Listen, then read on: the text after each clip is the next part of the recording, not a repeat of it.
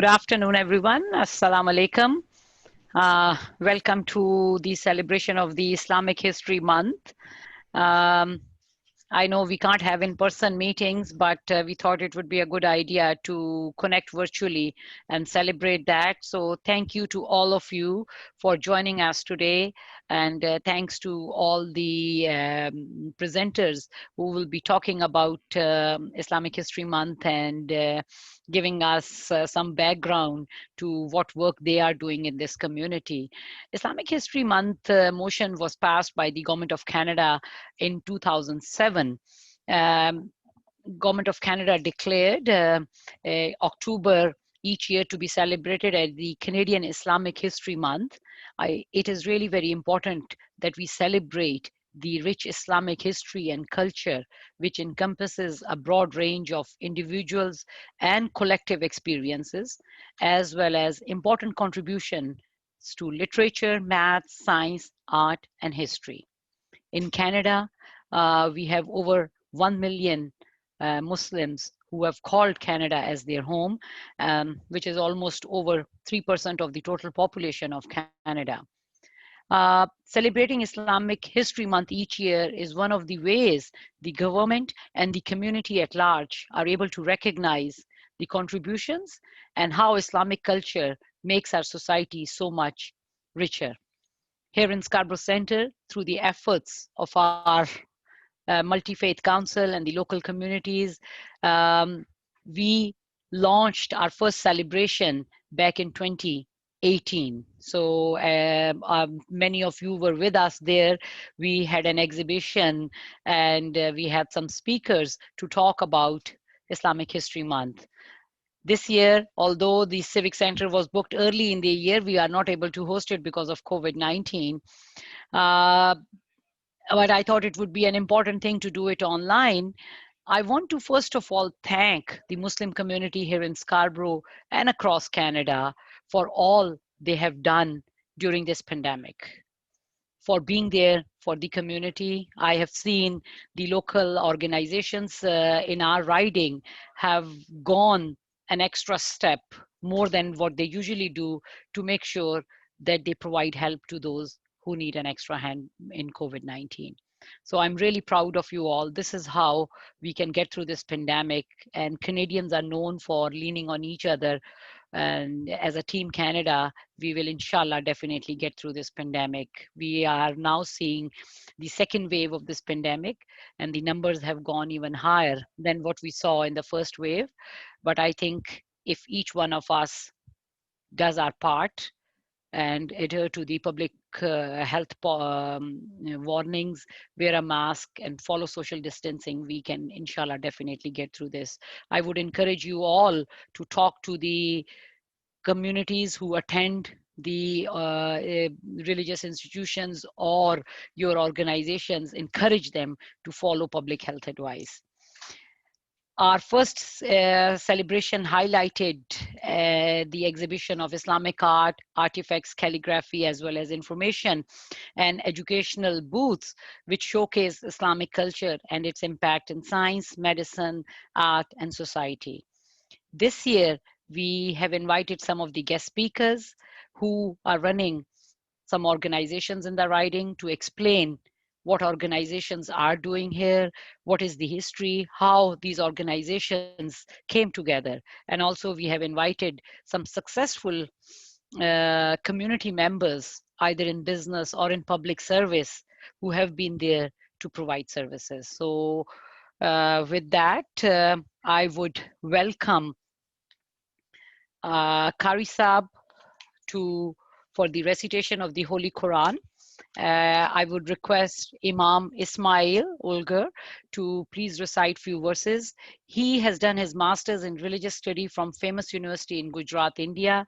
He holds a special authorization to teach and recite. He is responsible for Islamic affairs in MUA and Imam for Friday congregation in several mosques in GTA.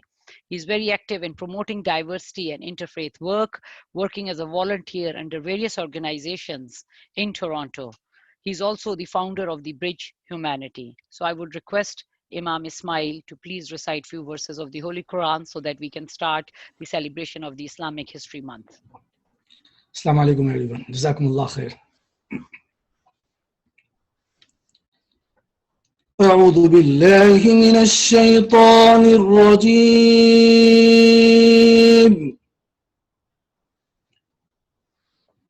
بسم الله الرحمن الرحيم.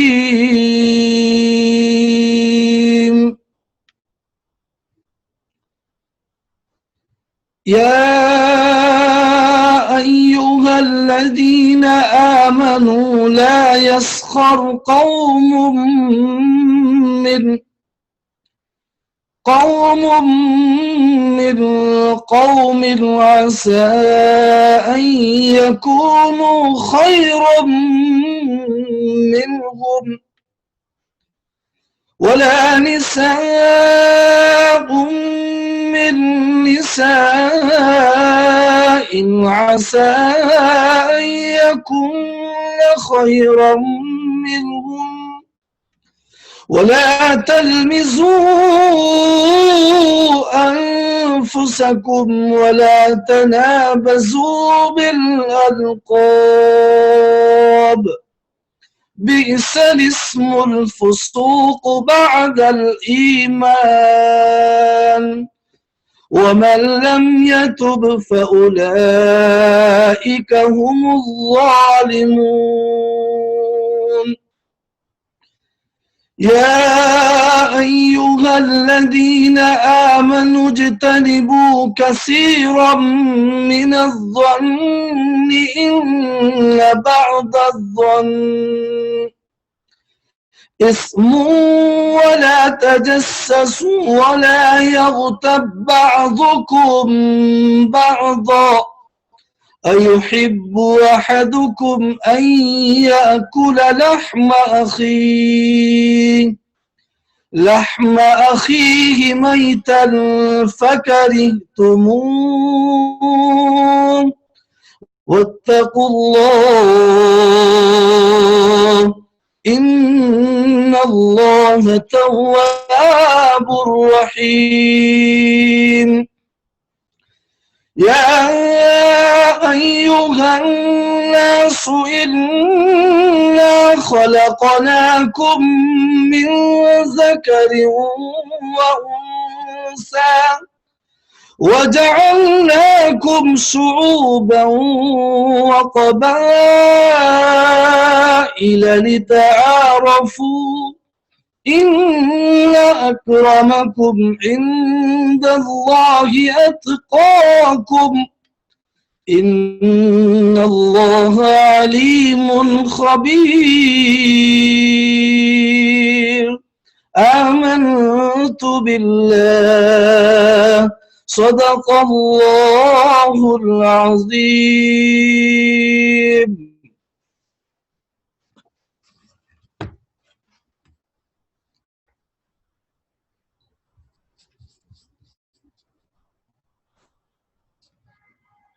Zainab, go ahead. You can do the translation.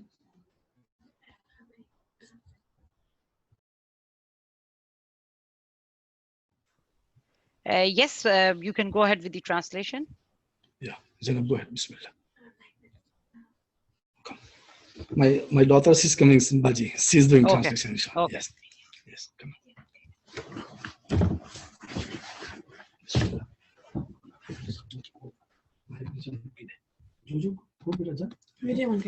Bismillah.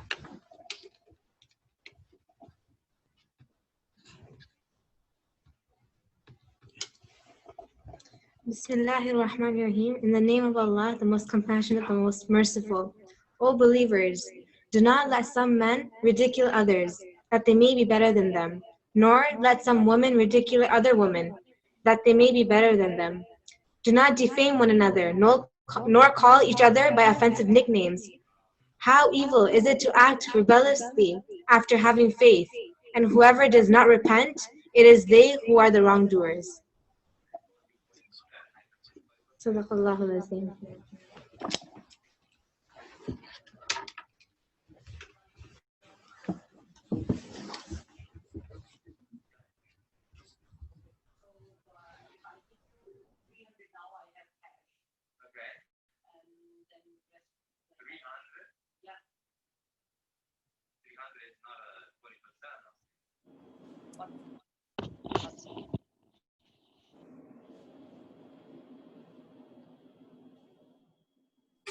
Hello. Assalamu alaikum. Assalamu alaikum. Thank you, Kari Ismail. Jazakallah. Uh, we can now go to our next thing. Islamic History Month is a time to celebrate successful community members who have contributed to the socioeconomic fabric of this country and making sure that Canada is more diverse. We have one big example of a successful business woman running short businesses in the riding is Salma A. Sayed. She runs Creamer Mill Cafe in Scarborough Centre, just at the corner of Warden and Lawrence. And Russ, just last week, they have launched another restaurant by the name of Salty's Burger, just where we were last year to run our campaign office. It's a very successful cafe, and I know it is very difficult to not have the fruity sunrise or the jumbo smoothie during a hot summer day. This smoothie is a Lebanese favorite, and we can thank the kitchen savvy and the business expertise of Salma for bringing this tasty delight and many other things to Scarborough Centre. As the eldest of 4 kids, it's often well upon Salma to make sure her younger siblings were not hungry after returning from school. After graduating a business management degree at Ryerson University, Salma found a way to combine her business maths with her kitchen talents.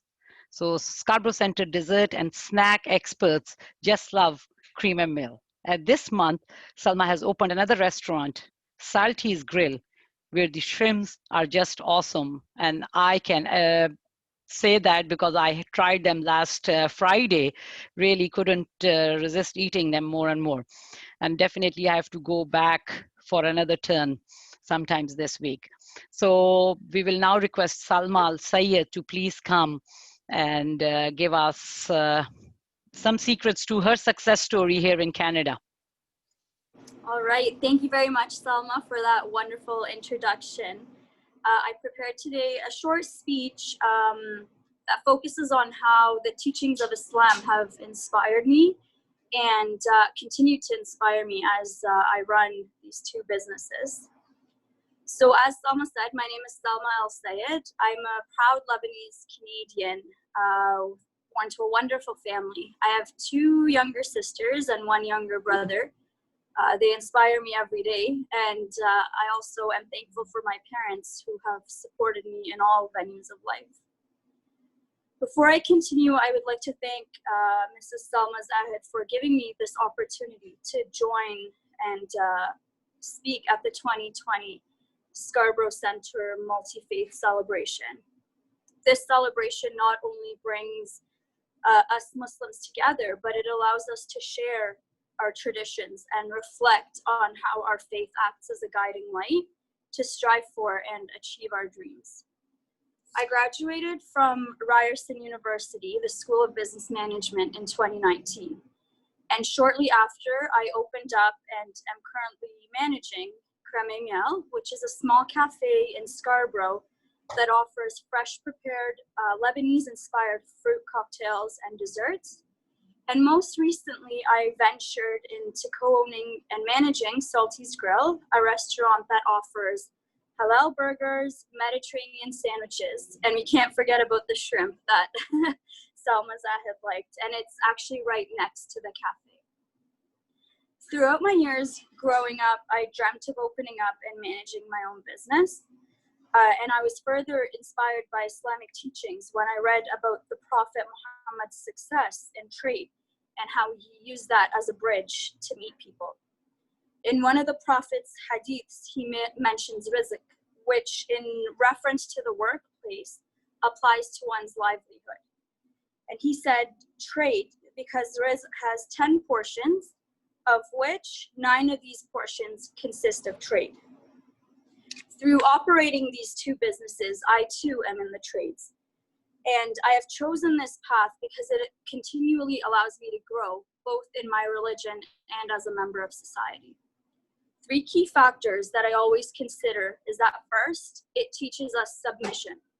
This is when we believe that God is the Razzaq, So we do our best in carrying out our duties and leave the rest to God. Second, it teaches us taqwa, which reminds us that God sees everything we do. And in turn, this deters us from cheating and any other wrongdoings. And finally, it teaches us to think of the ummah and how God put us here on earth to serve and help one another. Growing up, I was taught to care for and help my brother and two sisters. And even if it wasn't always convenient for me, I would do my best to support them. I did so wholeheartedly, as it is preached through the Quran that the mu'min, or the believer, is loved the most when he gives. Giving back can be as simple as a smile or respectful service. At Kremengel and Salties, we are focused on giving back by creating a relaxing atmosphere and a welcoming experience to everybody who enters our doors. And although on a small scale, we are also giving back to the community by contributing to job creation and learning opportunities among our employees. All of which let me rise as a strong Muslim woman while also helping rise others around me. Furthermore, being of Lebanese descent means Phoenician blood runs in my veins. In my work today, I am following their footsteps of being pioneers of trade and business ventures. In doing so, I am proud to share the tastes of Lebanon in both stores by bringing authentic recipes influenced by our culture to add to Canada's wonderfully diverse community and environment. Now, one more important aspect of how Islamic teachings influenced me while pursuing my businesses is itqan al-amal, which means perfecting one's work. He said, "Verily, God loves if any of you does a job, he does it with perfection." While establishing my businesses, my number one priority was to produce quality excellence in all the product delivery. And this extended to the customer area setup, the cleanliness of the store, and having an inviting and welcoming concept in both locations. Going that extra mile to provide a positive experience will only return in repeat and happy customers. On my personal path, my hope is not just to reach certain wins or dreams. It is instead paired with a goal to be able to inspire others around me to follow and pursue their hopes and dreams. Because nothing is impossible with the guidance of God and our faith. Thank you again for this wonderful opportunity to share my journey with the community. And I hope everyone is inspired to follow in their own dreams. Thank you. Thank you, Salma. What an inspiring story, really. Thanks. Thanks for sharing your story with all of us. And I think we are lucky to have you in Scarborough Centre. So thank you once again. And we really look forward to seeing you being more successful, maybe getting all the shops in that strip mall eventually down the road. Yes, so hope and hard work can bring big things. So now we will go to our next speaker. Our next speaker is Musleh Khan. Sheikh Musleh Khan is a lecturer and a youth counselor, and he also serves as the chaplain of the Toronto Police Service 32 Division.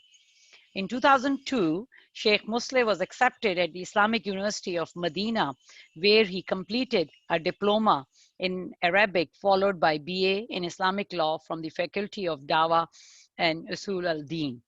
For more than 10 years, having conducted khutbahs, classes, lectures, and conferences, as well as various Islamic intensive programs in the United States. Sheikh Musleh is at the forefront, keeping the communications lines with our youth open and creating that bridge of understanding between people of various faiths and background. Thank you, Chaplain. And we would love to hear your inspiring story and a little bit more insight into the contributions you have made for the community of GTA here in Canada. With that, I would welcome Chaplain Musleh Khan.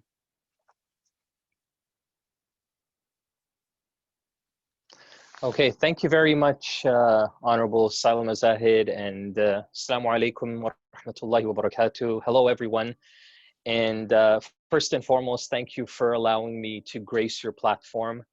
This is the second time that I've had the pleasure of being here and being amongst some of you. And I pray to the Almighty that we can continue to do this in whatever way, shape, or form that's available to us in the future, inshallah. As you heard, I spent a lot of time here in Toronto. Just to give you a little bit of background of what I do and where I'm from, I was actually originally born in Saudi Arabia in the city of Medina. Although I have no heritage or connection to Arab culture except that I can devour their foods and their cuisines all day and night. But that's about it. Um, I grew up here in Toronto. I spent my entire life here, I think since I was 6 or 7 years old. I don't know anything else but Toronto. And I actually spend maybe 90% of my work in Scarborough. I work out of the Islamic Institute of Toronto, and I also do my chaplaincy work with the Toronto Police Service at 42 Division. So most of my time is spent there. And it was just perhaps maybe 3 or 4 years ago, believe it or not. And, you know, Salma, you had mentioned that, you know, it's been about 10 years I've been working, you know, with the youth and with the community. I mean, I just turned 41. So that 10 is actually about 22-ish, I think, or something like that. And it's only been about 3 or 4 years ago that I heard of Islamic History Month. And the reason why I want to share this with everyone here is this month, as well as the last few years that I've been busy with the month of October, I have noticed two things that I think we should all sort of keep in mind and continue as we show off and we try to illustrate our culture and heritage, not just to Canadians, but to the world at large. The first thing is that the more I bring up Islamic History Month with my colleagues and friends, the more I hear and realize just how many people out there don't have a clue about what Islamic History Month is. And so many don't even know it actually exists. So on the one hand, we are there, and on the other hand, what teaches me and what I want to encourage myself and all of you is that there is more that we can certainly do to kind of show and illustrate the contributions of Muslims in this part of the world. As you just heard, you know, when it comes to businesses, when it comes to community work, when we have so many Muslims serving in the government, serving in law enforcement. Although myself, I'm the only Muslim chaplain in the Toronto Police Service, there are over 73 Muslim officers within the Toronto Police Service. And that's quite significant. And to make that connection and to say, hey, look, not only are we here, but we've actually been around for a long time. When I have conversations with people, most of them don't know that Muslims, we didn't just arrive here a few dozen years ago. We've been here over 150 years. You know, the first Muslims that came from Scotland was a Scottish couple, and this was roughly around 1851. You know, and they came and they migrated towards southern Canada. And that's what we have documented. There are stories of Muslims that came even 100 years prior to that, to Canada.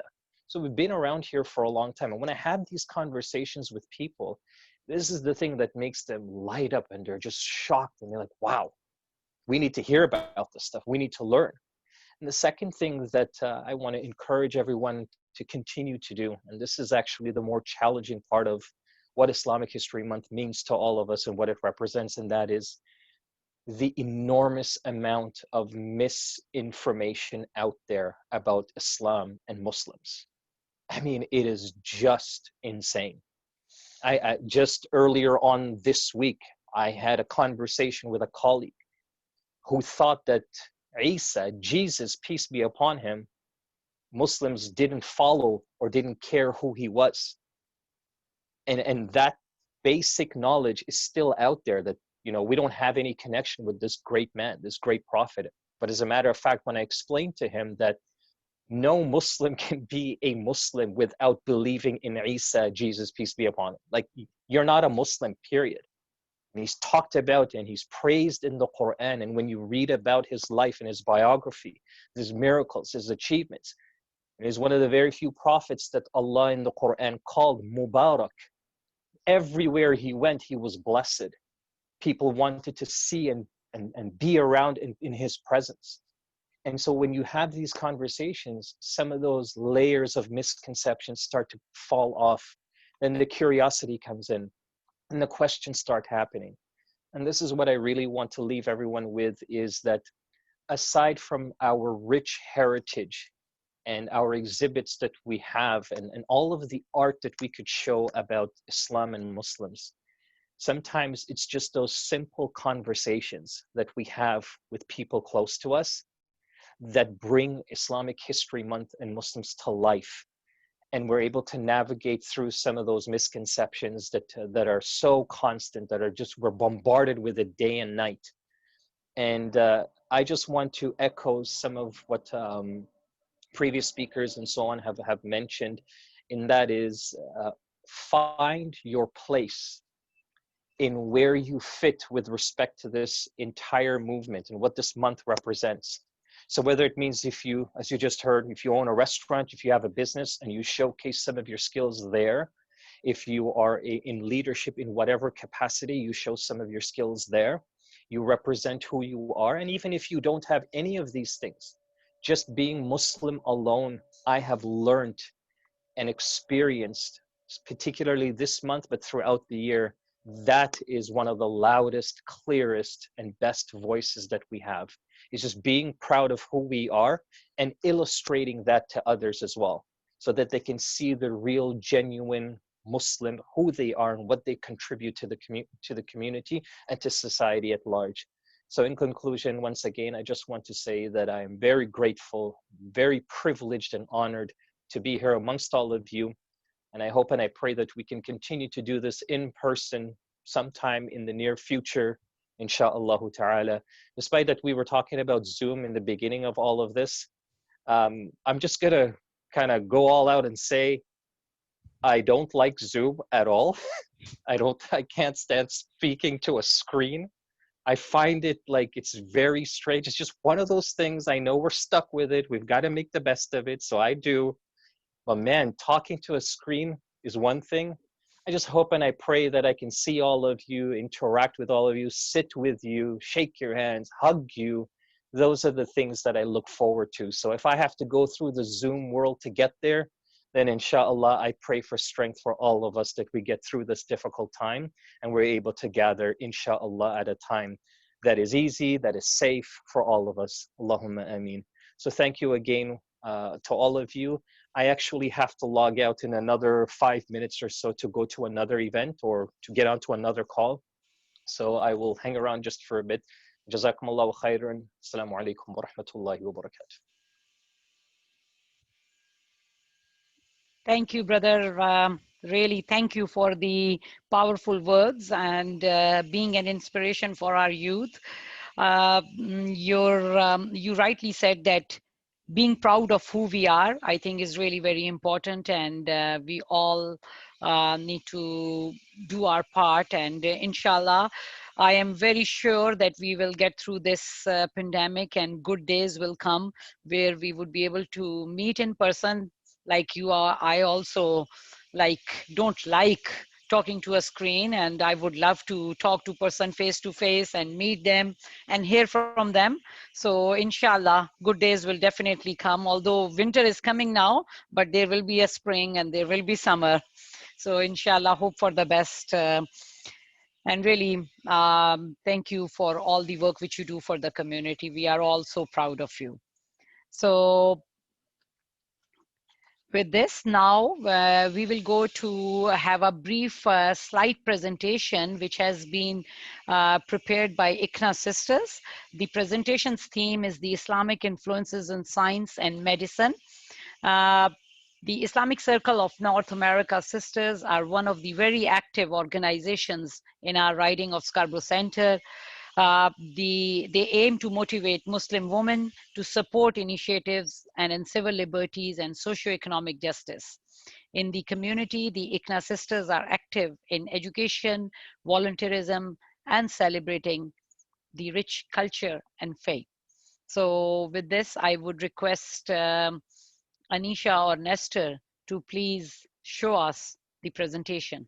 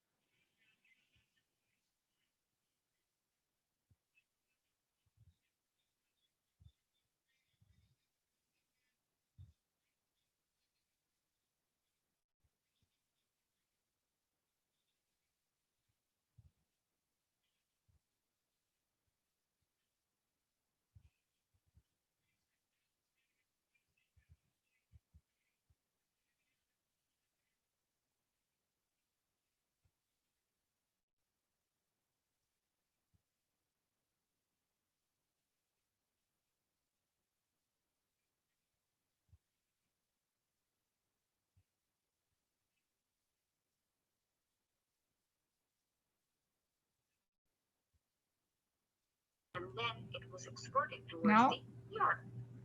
And number 7, universities, the first ever university. Can you hear anything? Can you play? Now we can hear. So can you start now?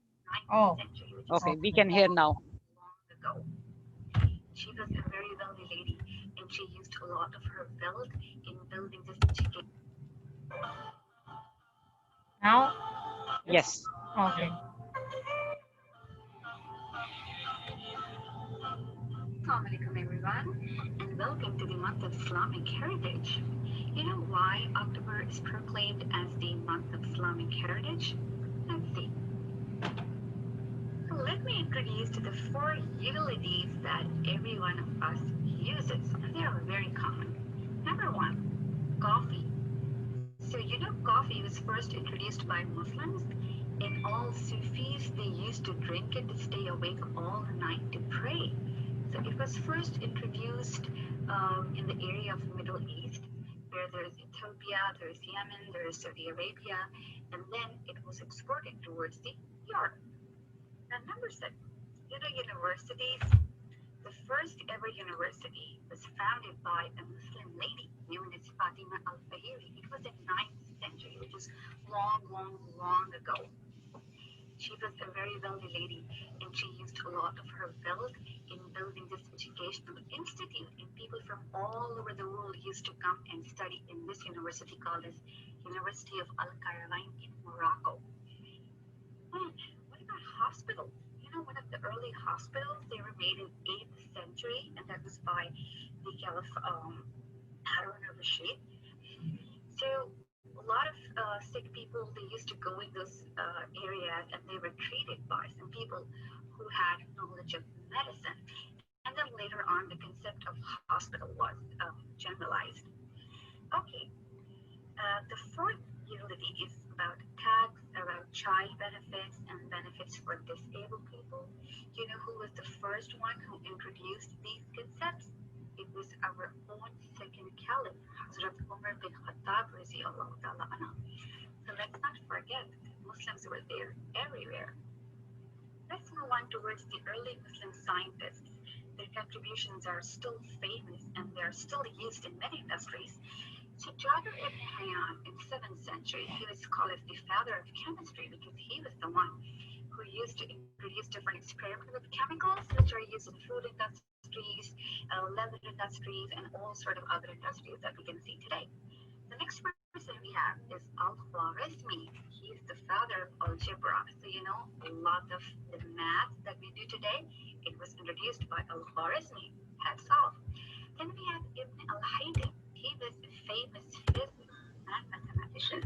So what he introduced, the idea of optics, you know, how light travels from one place to another place and how it goes towards the glass and comes back, all that stuff.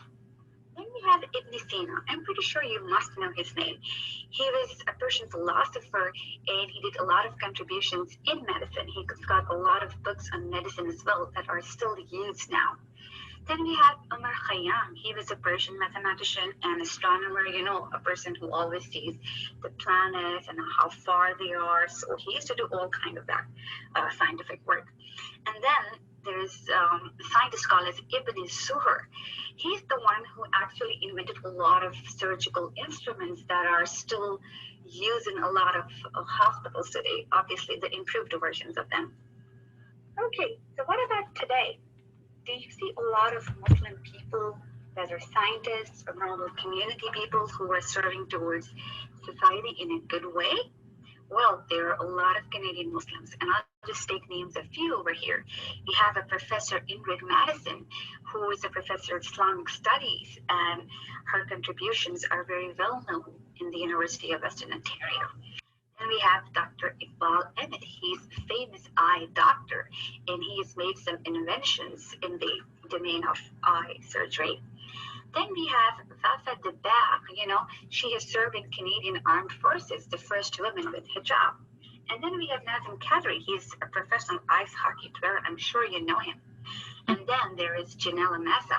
She's a famous television journalist, reporter, and news anchor in City News Channel.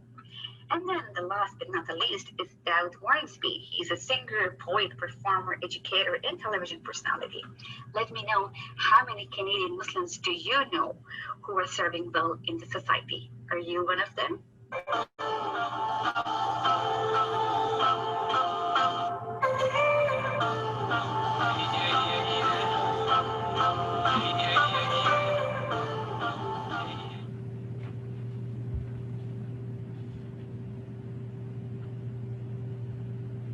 Thank you, Anisha, for playing that. So can we go back to the main screen, Anisha? Mm-hmm. Thank you. Thanks to ICNA Sisters for that informative slideshow. Now we will go to our next speaker, Brother Saleh Hafiji. He's representing Scarborough Muslim Association. Back in 1970, a large number of Muslims had migrated to Scarborough. And as the community continued to grow, the need for a permanent mosque in Scarborough surfaced. It was in 1981 that the Scarborough Muslim Association was created with the goal of establishing a mosque in Scarborough. Since then, Scarborough Muslim Association, also known as Jami Abu Bakr, has become an invaluable source of religious and social strength to the Muslim community here in Scarborough. And Brother Saleh Hafiji has been associated with Scarborough Muslim Association and has been serving the community for many decades. So I would request Brother Saleh Hafiji to please come and share some background to how the Scarborough Muslim Association came into existence and what services they are providing there to the community. Brother Saleh. Hey, Assalamu alaikum. Can you hear me? Well, yes. Okay. Thank you very much, Salma, for giving us the opportunity to speak about our organization. So as Sister Salma mentioned, Scarborough Muslim Association started in 1981. We had a large influx of Muslim residents living primarily in the Markham and Lawrence area. And we needed a place where we can pray, do our 5 prayers that's required. So we started renting a hall within the building that we were living in. And that's where we started our daily prayers. And it was a small, 10, 15 families that were getting together for prayers on a regular basis. But as years went by, the population began to grow. So we need to look for a property that provides, the basic needs of our prayers, education for our children, and a community center.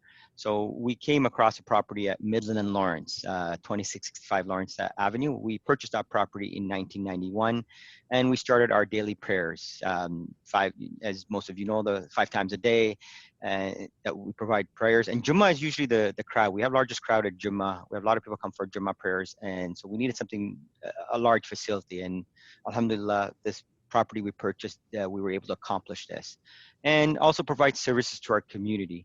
So once we purchased the property, then it was an old rundown garage. Some of you may have visited the center at the time. We did a lot of work inside it, and we needed to raise money to build a proper mosque. So alhamdulillah, in 2010, after raising funds through the community, we built the beautiful structure that's in place today at 2665 Lawrence Avenue. That was completed in 2010. And aside from the standard Muslim prayers, we provide multitude of services for our community, such as like the marriage services, funeral services. We have many youth programs and various Islamic educational programs as well. The Islamic programs we have over 1,000 students enrolled in the multiple Islamic study programs we have. And these programs, they run during the day. There's full-time programs that includes higher Islamic studies, alima program we call it, right? So that allows you to be, once you complete the program, you become an alim, you can preach, you become an imam to lead prayers. That's one of the program. The other a successful program during the day is Quran Hifz program. This is where the students come and they memorize the entire Quran. And we have about 9 classes, and in each class there's about 15 students. So we have a good participation rate in our Hifz program. And we also provide programs in the evening. So after school program, students that come in to learn the basic Islamic studies, they come in from 5 to 7, 2 o'clock in the evening, Monday to Friday. And also Sunday school program as well, where students can't come on the evening, they attend our Sunday program. And in the summer, we have a summer camp program, which has been highly successful, which attracts over 400 students every year. Unfortunately, this year with COVID, we had a bit of a letdown. We were about 50%, but normally we get about 400 to 500 students every summer in our program. We also run sports program. We run the boys and girls hockey program in the summer. This is for children between the age of 6 and 12. We have over 150 participants, and we've been running this for the last 10 years. Quite successful. With the help from the local community, we provide this program to the children of the communities. And in the month of Ramadan, when we provide meals during the breaking of the fast program to over 500 people on a daily basis. So every day during the month of Ramadan, people want to break their fast, they want to get a meal, they come to the masjid, come to our mosque, they get a meal, and do their prayers before they leave. We do a lot of fundraising as well, not just locally. Like for locally, we help out our local communities, like our local Scarborough Hospital. We also do fundraising for various charities that are working on disaster-infected areas around the globe. So that's a big program for us as well. We get a lot of contribution from our community to help these causes. And what we did this year with the COVID, during the initial outbreak of COVID, I believe it was in early April, there was a need to serve our vulnerable communities like the seniors. And we felt that even our international students, we have a lot of international students living in our community, and they all had jobs and they were living on their own. But due to COVID, most of them had stopped working. So what we decided that we would provide meals, daily meal services to these to seniors and international students throughout Scarborough. So we had volunteers that would come in on a daily basis who would prepare a hot meal every day. And we had volunteer drivers that would come in and deliver to these seniors, international students to their home that were, registered to our program. Alhamdulillah, that was a quite successful program. We ran out throughout the summer. It was well received. And we're planning to kick that off again.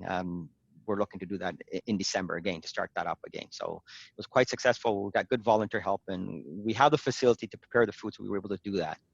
So that's one of the key programs that we offered during COVID-19 pandemic that we've had. And also with the current COVID-19 restriction, it has been difficult for us to provide our programs and services. However, like what we're doing today with technologies that is available to us, we are able to carry out our programs with the various, technologies that's available, like Zoom. We use Zoom quite a bit. We're also using Microsoft Teams, and that's quite helpful for our students. We've registered through a Microsoft program that allows them our teachers to carry out the program online. I know some of you have been to our centers, and some of you, those that haven't, would love to have you at any time come to our center, show you around, and show you the services and the programs we provide at our organization. And that's about it. And I would like to thank Salma for giving us this opportunity to speak about our organization. Thank you, Salma. Thank you, Brother Saleh. And I really, on behalf of Scarborough community, I want to thank you for the valuable services Scarborough Muslim Association provides to the community every day. But a special thank you for all the work which you have done for the community during COVID-19. It is really very important, and it is through the effort of each one of us that we will get through this pandemic. So on behalf of our community, I want to take a moment to thank you. And all your board members for all the services you provide to the community. Thank you to all the speakers. Now, we will share with you a video of the first mosque in Canada. I don't know that it was after a long time I learned that the first mosque which came in Canada was back in 1938. Many of us can't think that, okay, there would be a mosque in Canada at that time, but the first mosque in Canada was in 1938 by the name of the Al-Rashid Mosque. So we thought today we will share a small video of that so that everyone knows the history, how that mosque came together, and since when they are serving the community in Canada. So I will request Nestor to please share a small video of the Al-Rashid Mosque.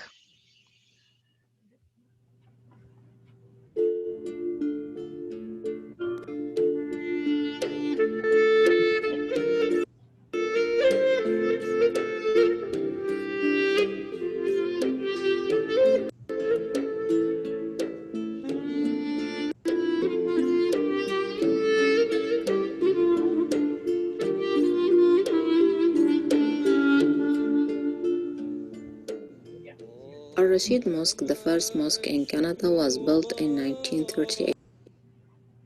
Oh, sorry.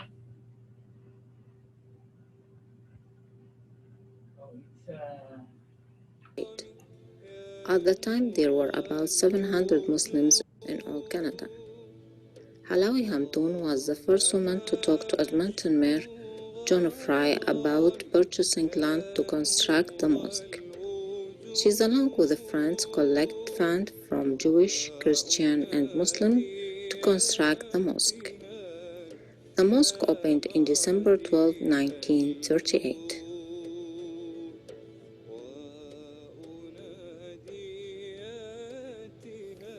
The mosque served the Muslims as a religious and community center.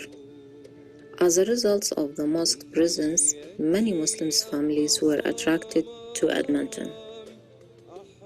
Over the years, the community continued to flourish.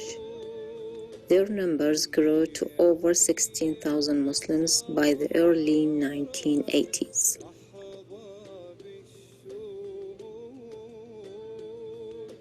To accommodate the rise in numbers, a new mosque facility was needed.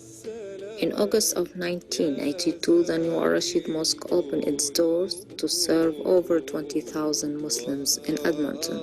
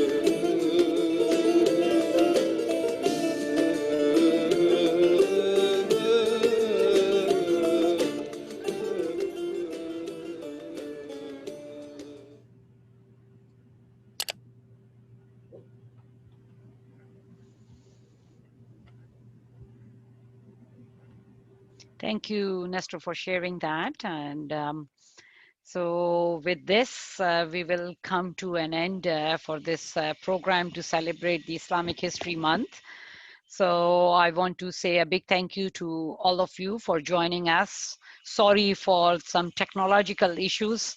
I'm not very technological savvy, so I'm really sorry for that we started a bit late and we were not able to live stream it to the Facebook, but we will try to share it. Jeff has done the recording and we will share it. But thank you to all the speakers for sharing your successful stories and providing some insight to the community members, how these organizations came into existence. So with that, I thank you all and I hope that all of you stay safe. Take care of yourselves, take care of your loved ones, community members, and inshallah, we will hope and pray that next year, when October comes, we can do in-person celebrations and we don't have to do through Zoom or so let's do our part. I think all of us can do our part to stop the spread of this disease. And inshallah, as Team Canada, as Canadians are known for coming together, we will definitely get through this pandemic. Better days will inshallah come. So I want to thank you all and love to see you sometimes very soon.